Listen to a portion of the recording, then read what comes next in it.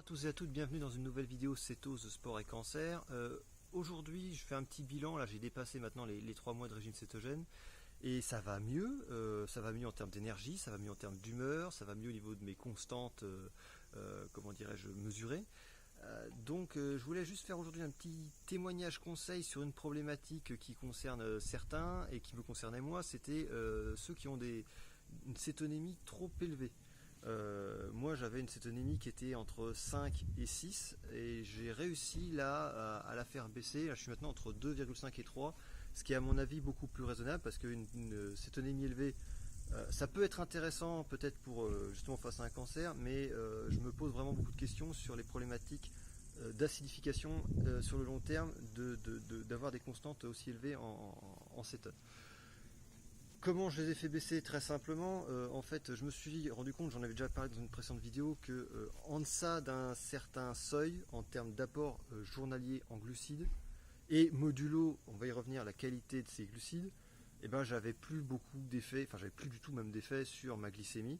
C'est-à-dire que j'avais testé que je sois 10, 15, 20, 25, voire même quasiment 30 grammes de glucides par jour, eh ben, ma glycémie se stabilisait toujours aux alentours des 77 mg par décilitre.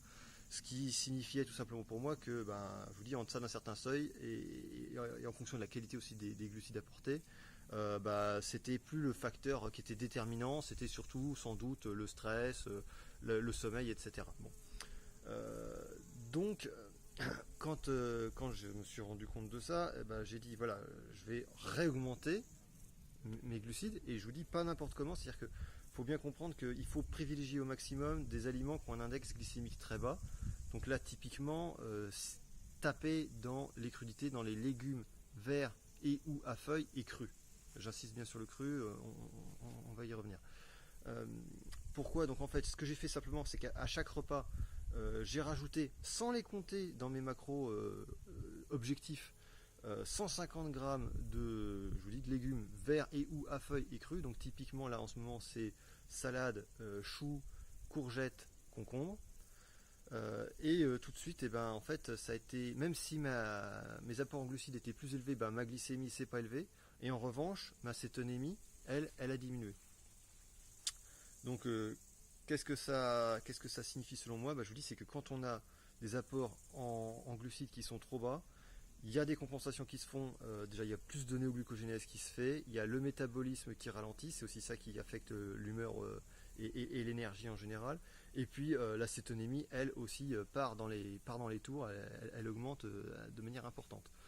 Donc simplement en remontant et en apportant des glucides de qualité, des glucides issus d'aliments à index glycémique très bas, j'ai amélioré ce phénomène, c'est-à-dire que j'ai moins de problèmes de métabolisme, je suis plus en forme pour faire du sport, j'ai plus d'énergie, j'ai moins de sautes d'humeur, et en plus, je vous dis, ma cétonémie maintenant elle se stabilise entre 2,5 et 3.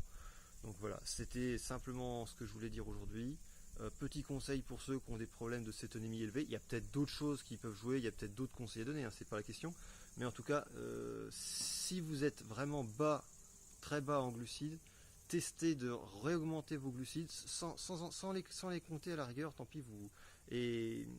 Mais par contre, avec vraiment, je vous dis, légumes verts et ou à feuilles et crus. Et j'insiste juste sur le cru parce que moi je me suis fait avoir, c'était avec les haricots verts. Haricots verts ou même courgettes cuites par exemple, ça fait pas du tout le même effet que courgettes crues.